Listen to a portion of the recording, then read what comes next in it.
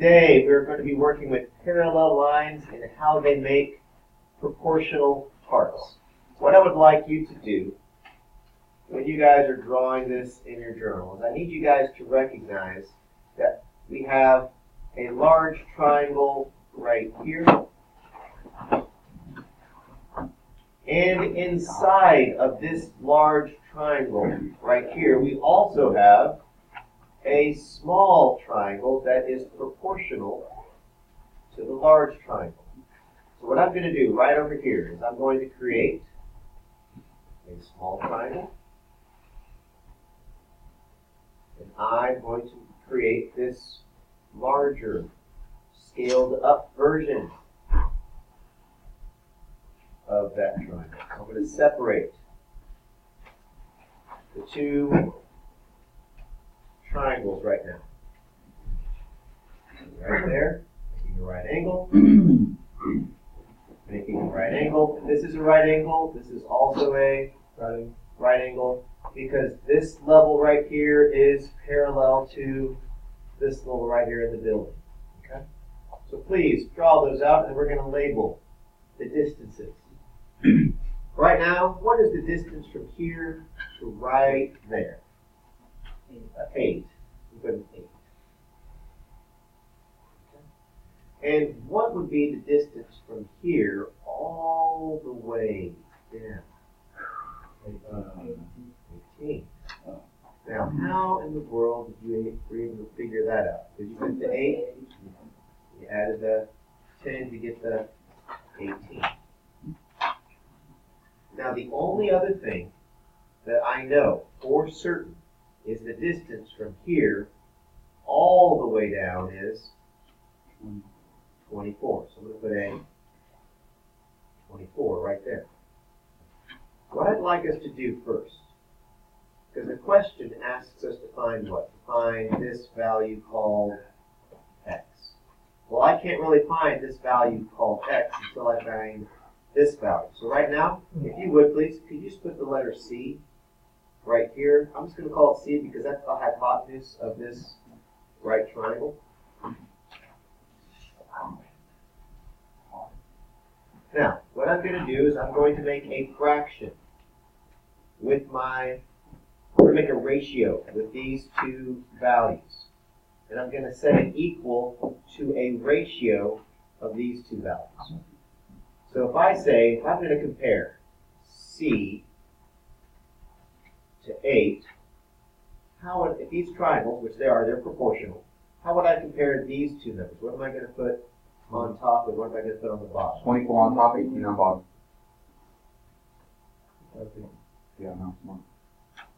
So right now, it's very important that the order and the pattern matters. This side is the hypotenuse. So we're comparing this hypotenuse to this hypotenuse. That's why I'm putting C to 24. Comparing this side, the 8, to this side, the 18.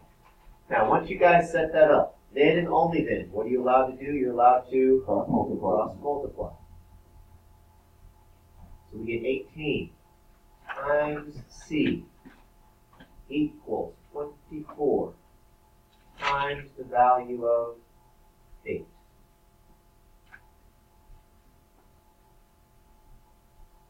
You should have gotten 18C equals 192. You do 24 times 8 by hand. Yes, you can go back to grade school. 16 plus 3 is 19. We get 192. And the last thing I'm going to do is divide both sides by 18. So what does C end up becoming? 192 divided by 18. What did you guys get? 10.6 repeating? Okay, so you get 10.6 repeating. Now, that basically is the same as 10 2/3 feet. Now, that's not our final answer. What is that the answer for? C, which is right here. So if you guys would, here. Take that value, right over here. Right here, 4C, put a little arrow, say, hey, by the way, that's 10 2/3. Then over here on the left, I want you guys to understand, in order to find x, I'm going to take that whole distance of 24, and I'm going to take away 10 2/3.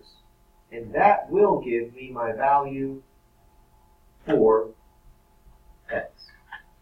So if you go to your calculator, say 24 minus 10.6 repeating.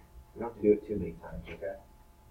You're going to get 13.333, which is 13 1/3 of a foot. Now, sometimes you're not going to see it as 13 1/3 of a foot. You're gonna see 13 feet. And if there's 12 inches in 1 foot, what is a third of 12 inches?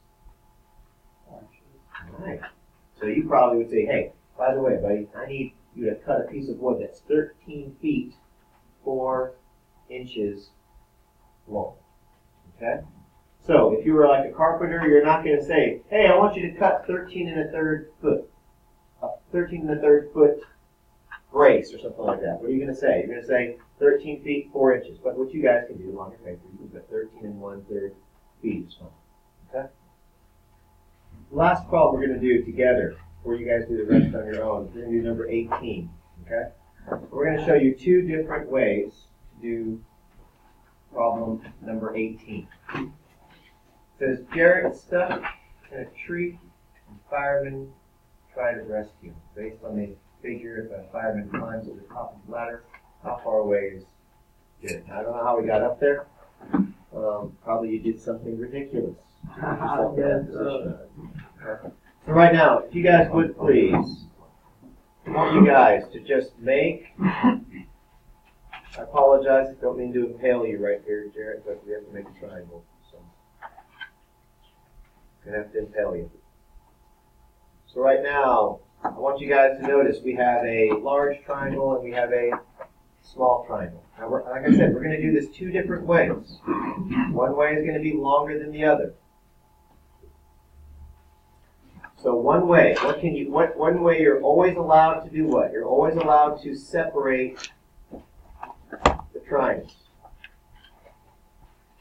Okay? So right now, what I'm going to do down here is I'm going to make a small triangle.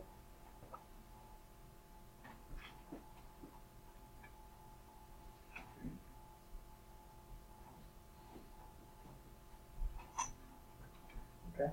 I'm going to make a larger triangle. Just put them side by side. So we have a right angle here, got a right angle here. Now we're going to use this information and we're going to label it. Okay? Now, right now, I know that the distance from here to here is how long? What's this distance? A small triangle. 20. That's 20. And what's the distance all the way down? 40, 50. Okay. Now this is where it gets a little tricky. What's the distance from right here to right there? That's 40, right? This distance from here to here is x. But what would I have to add together to make the long distance? I'd have to add the x and the 40. So what I'd like you to do, when your journal is right, x plus 40. X plus 40. That's kind of what you did on the last problem. So now we're going to compare some things, okay? We're going to compare the 20 to the x. So right now I'm going to put 20 to the 50.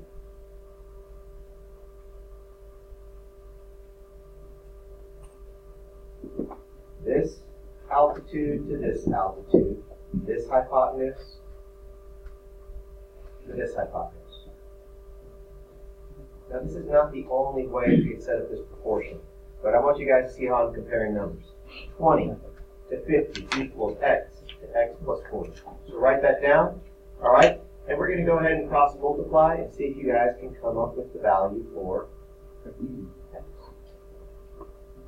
So we cross multiply, we get 50x equals 20 times x plus 40.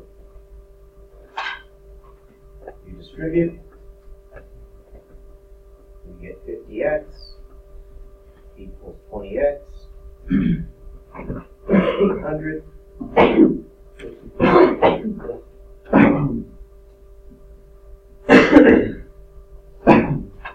Take away 20x from both sides, you get 30x equals 800, and you divide both sides by 30. And x is approximately equal to 26.6, repeating, which is 26 2/3 feet. Now, if you wanted to convert the feet to inches, you multiply it by 12, and that would give you 26 feet and 8 inches. If you took 2/3 of a foot and multiplied it by 12 inches per foot, that's how you can get 8. But right now you can put 26 2/3. That's the long way of solving this problem. Okay, I'm going to show you guys a shortcut because we're going to use the title of our paper, all right? And we're going to show you guys a shortcut for this. Okay, now that we've done that really long method, we're going to do a shortcut. So right now, you should have this picture right here in your journal. Don't even separate the triangles, because the title of our paper, right here is Parallel Lines and Proportional Parts. That's what it's called. All right, so I'm going to scroll back up here. It says what? Parallel Lines and Proportional Parts. So watch this. Going to just trace this one more time. Sorry, I did fail you again. Once again, Jared. Hopefully it didn't hurt too much. Now, what I want you to do is make a line going straight through like that. Imagine right now that this line right here is parallel to the ground right there. That these lines right here are parallel. Okay? Now, we already know that this distance is 40, right? From here to here. That's what it lets us know, that that ladder is 40 right there. Now, this is what you can do because, and only because, this is parallel to this. Just write 20 over 30 equals x over 40. 20 over 30 equals x over 40. You're allowed to do that because parallel lines make proportional parts. What did I just set up? What is this called? This is called a proportion. And parallel lines make proportional parts. So now, look what happens when you cross multiply. What do you get? You get 30x equals 800. What did we get on the previous problem? Did we eventually get 30x equals 800? This takes less steps. It just takes a heck of a lot less. I have a question. So you could listen and do this faster if you wanted to, or you can do the long method. But eventually, what are you going to get if you do this correctly? The same what? Same answer. And why is it the same answer? Because parallel lines make proportional parts. So that's something you probably want to put into your journal, is write parallel lines make proportional